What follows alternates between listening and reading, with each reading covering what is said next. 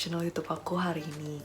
Buat yang belum kenal, nama aku Sasa, dan di video kali ini aku bakal bahas tentang saham rokok setelah cukai rokok resmi dinaikkan 12,5%. Mungkin di antara kalian lagi nonton video aku, kalian ada yang masih bingung atau masih ragu mau masuk ke saham rokok atau enggak. Terus mungkin di antara kalian juga masih ada yang bingung, saatnya masuk ke saham rokok tuh kapan sih, di harga berapa. Terus ada yang mungkin sekarang masih rugi karena nyangkut di harga atas. Buat yang penasaran, kalian harus stay tune terus sampai akhir karena aku bakal bahas saham HM Sampurna dan Gudang Garam di video aku kali ini.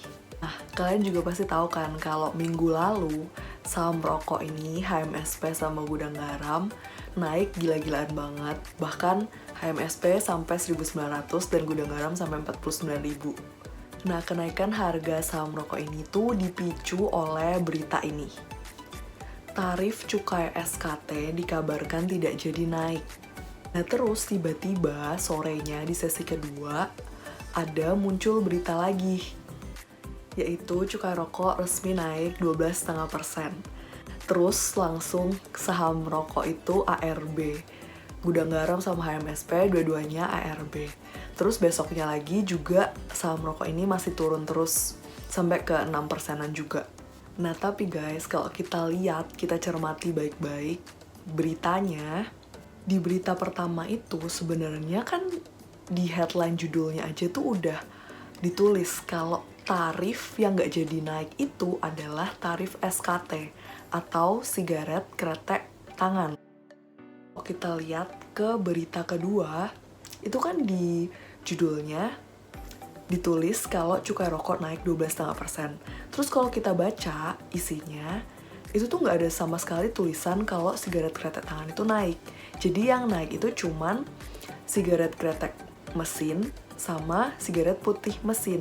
Jadi sebenarnya kedua berita ini tuh sama-sama nggak ada yang salah.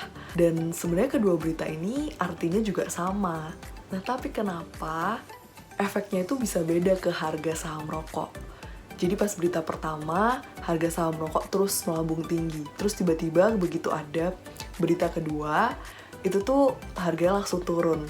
Nah, itu sebenarnya karena pembawaan judul dari medianya yang mungkin bikin pembacanya atau masyarakat itu jadi salah kaprah. Karena di berita kedua itu cuma ditekankan bahwa cukai rokok akan naik 12,5%. Tapi nggak ditekankan lagi kalau SKT itu cukainya nggak naik.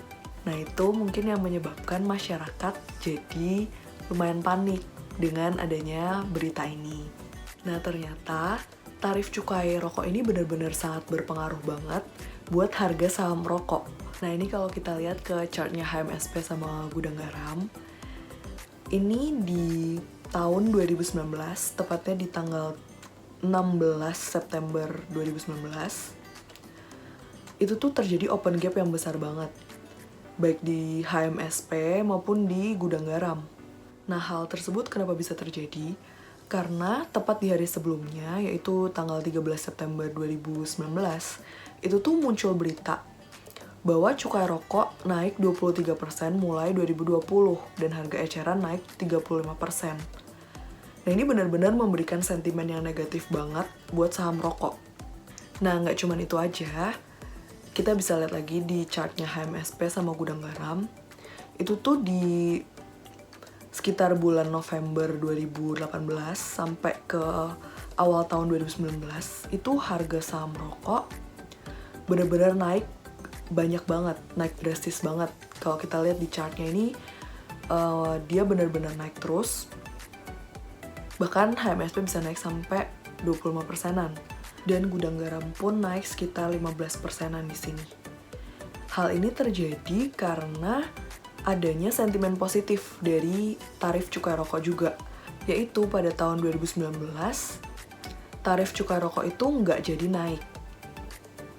Jadi ada sentimen positif yang membawa harga saham rokok ini bisa terbang.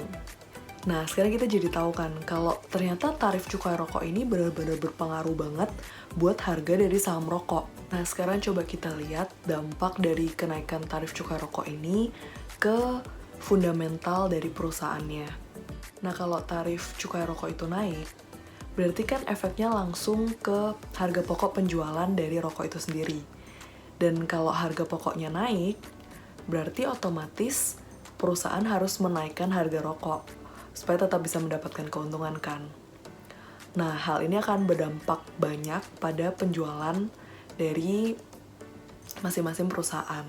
Jadi di sini kalau kita lihat di laporan keuangan kuartal 3-nya HMSP, itu tuh terjadi penurunan yang signifikan dari penjualan rokoknya si HMSP, yaitu dari 77 triliun di tahun 2019 jadi 67 triliun di tahun 2020.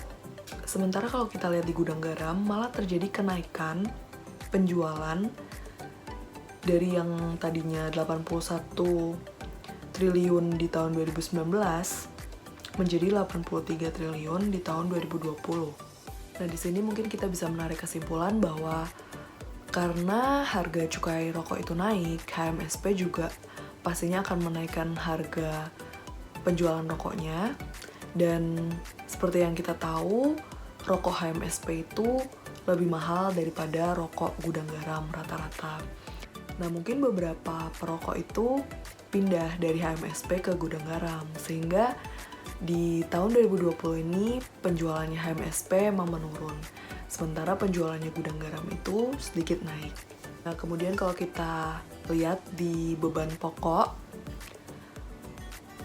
kalau di HMSP itu beban pokoknya malah turun dari 58 triliun menjadi 53 triliun. Ya, hal ini karena terjadi penurunan juga ya dari penjualannya HMSP, sehingga beban pokoknya HMSP ini turun juga. Nah, ini berarti kalau kita lihat penurunan dari beban pokoknya itu bahkan masih lebih kecil daripada penurunan penjualannya, yang mengisyaratkan kepada kita bahwa harga beban pokok penjualannya HMSP ini emang meningkat karena adanya tarif cukai rokok yang naik itu. Sementara kalau kita lihat di laporan keuangannya gudang garam, ternyata beban pokok penjualannya itu naik dari 65 triliun menjadi 70 triliun. Dan hal ini menunjukkan bahwa beban pokok penjualannya dari gudang garam itu naik lebih banyak daripada penjualannya. Jadi kenaikan dari penjualannya si gudang garam ini tidak cukup untuk meng-offset kenaikan dari beban pokok penjualannya si gudang garam, akibat dari tarif cukai rokok yang naik juga pastinya. Jadi sebenarnya bisa kita simpulin sih kalau tarif kenaikan cukai rokok itu emang sangat berpengaruh banget buat perusahaan-perusahaan rokok. Karena tarif kenaikan cukai rokok itu sangat berpengaruh besar terhadap beban pokok penjualan dari perusahaan rokok. Nah, kalau dari valuasinya gimana nih gudang garam sama HMSP? Apakah masih di bawah nilai intrinsiknya, ataukah sudah lebih mahal dari nilai intrinsiknya melihat penjualannya yang menurun dan harga beban pokoknya yang naik? Kalau aku pakai relative valuation, itu saham HMSP nilai intrinsiknya ada di 2063. Sementara kalau gudang garam ada di 58.225. Kalau untuk HMSP masih ada margin of safety sekitar 21%. Sementara kalau gudang garam masih ada margin of safety sebesar 26%. Sebenarnya kalau untuk investasi jangka panjang, saham rokok ini punya kelebihan dan kekurangannya masing-masing. Kelebihannya menurut aku yang pertama dari industrinya. Dalam 5-10 tahun ke depan, menurut aku market rokok di Indonesia akan tetap sama aja dan mungkin bisa berkembang juga. Karena seperti yang dibilang sama Warren Buffett juga, bahwa rokok itu cost less than $1 to make, but we can sell more than $1. Terus rokok itu juga adiktif. Jadi menurut aku untuk 5-10 tahun ke depan, market perokok masih akan sama. Terus kelebihan yang kedua, industri rokok ini benar-benar udah membangun perekonomian Indonesia banget sih menurut aku, karena dia nyerap banyak banget tenaga kerja. Terus juga cukai rokok itu memberikan penghasilan yang besar juga buat negara kita. Dan alasan yang ketiga adalah karena kita dari tadi bahas HM Sampurna dan Gudang Garam. Dan seperti yang kita tahu, mereka ini adalah perusahaan-perusahaan besar yang fundamentalnya benar-benar bagus. Mereka punya cash yang banyak dan mereka selalu berkembang. Bahkan mereka udah benar-benar perusahaan yang mature. Jadi untuk menghadapi tantangan-tantangan perekonomian atau tantangan-tantangan regulasi yang terjadi, menurut aku perusahaan sekelas HMSP dan Gudang Garam itu benar-benar aman banget untuk investasi sih. Kalau kekurangannya untuk investasi di perusahaan rokok itu karena mereka sangat tergantung dengan regulasi yang diberikan oleh pemerintah. Jadi kenaikan tarif cukai rokok setiap tahunnya akan mempengaruhi kinerja dari perusahaan rokok juga. Nah, jadi gimana nih guys? Setelah nonton video ini, kalian masih mau investasi ke saham rokok? Atau kalian semakin yakin kalau kalian akan investasi ke saham rokok? Atau gimana? Semoga video ini bermanfaat buat kalian. Dan jangan lupa subscribe dan like kalau kalian suka video ini ya. Bye-bye, see you next time.